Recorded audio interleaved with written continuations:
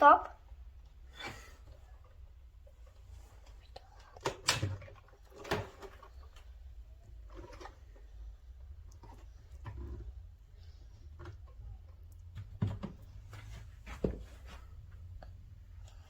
So I've had this Hoover less than a month. It's not even what it's supposed to look. These blades, right? Amazon is refusing to provide me a new Hoover. And as you can see, less than a month, and this has happened.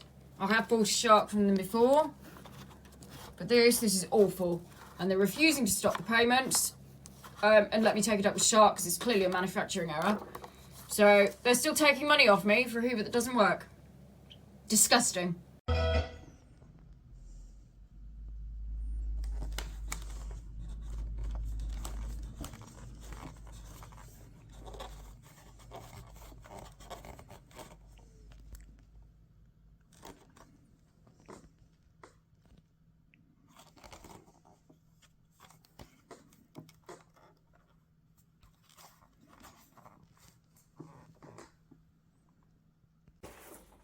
You ready?